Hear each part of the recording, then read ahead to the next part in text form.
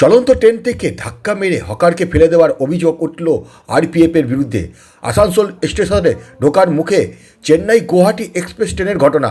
আহত অবস্থায় ওই হকারকে আসানসোল জেলা হাসপাতালে ভর্তি করা হয়েছে। হকারদের অভিযোগ, ট্রেনে প্রায় দিনেই আরপিএফরা অত্যাচার চালায়। এই দিন চেন্নাই গুয়াহাটি এক্সপ্রেসের ট্রেন থেকে এক হকারকে ধাক্কা মেরে ফেলে দিয়েছে। যদিও এই অভিযোগ অস্বীকার করেছে রেল কর্তৃপক্ষ। রেল কর্তৃপক্ষের দাবি, বেআইনি হকারদের বিরুদ্ধে আরপিএফের অভিযান চলছে। যদিও এই ধরনের ঘটনা ঘটে তাহলে খতিয়ে দেখা হবে। এই বিষয়ে শ্রমিক নেতা রাজু আলিয়া বললেন, अत्याचारों का बलि फिर एक लड़का देखिए जिसका पैर अभी कट गया है। आरपीएफ ने जो है ट्रेनों में जितना बेकार बेरोजगार युवक हैं जो हकरी कर रहे हैं कई सालों से, उस पर देखिए जुल्म किया और लड़का पर जुल्म करने के बाद क्या ट्रेन में दौड़ा कर उसको रेल लाइन पर गिरा दिया और गिराने के बाद उसका पैर कट गया। इसके लिए बेहतर आंदोलन होगा। अब हम लोग जो है अब बर्दाश्त से बाहर हो गया है। प्रत्येक दिन आरपीएफ का जो जुल्मबाजी है और आज का जो जुल्मबाजी चरम पर चला गया है।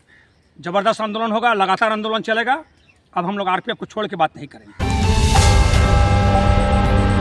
আগ্নেয়াস্ত্র দেখিয়ে ভর দুপুরে ব্যবসায়ী দুই কর্মীর কাছ থেকে প্রায় 11 লক্ষ টাকা লুট করে নিয়ে গেল দুষ্কৃতীরা। ঘটনাটি ঘটেছে আসানসোল দক্ষিণ থানার অন্তর্গত 27 মোড়ের কাছে জিটি রোডের ওপর। নিয়ামতপুরের চাল ব্যবসায়ী কর্মী রবীন্দ্রনাথ সিং বলেন, তারা দুজন দোকানের কালেকশন করে ফেরার পথে টাকা ছিনতাই হয়। খবর পেয়ে ঘটনাস্থলে আসানসোল দক্ষিণ থানা পুলিশ পৌঁছায়। এই ঘটনায় আতঙ্কিত ব্যবসায়ী মহল। ঘটনার তদন্তে পুলিশ। ঘটনাটা ঘটেছে, এখন কিছু ক্লিয়ার কিছু বোঝা যাবে, আমাদের স্টাফগুলো বলতে পারবে। আসানসোল আর আপনার বার্নপুর কালেকশন করে নিয়ে আসছিল। আচ্ছা, দিয়ে তারপরে ওখানে সাতেশার কাছে চিন্তাই হয়েছে। বন্দুক দেখেছে? হ্যাঁ, বন্দুক দেখিয়েছে। ওগুলো আপনাদের স্টাফ? হ্যাঁ।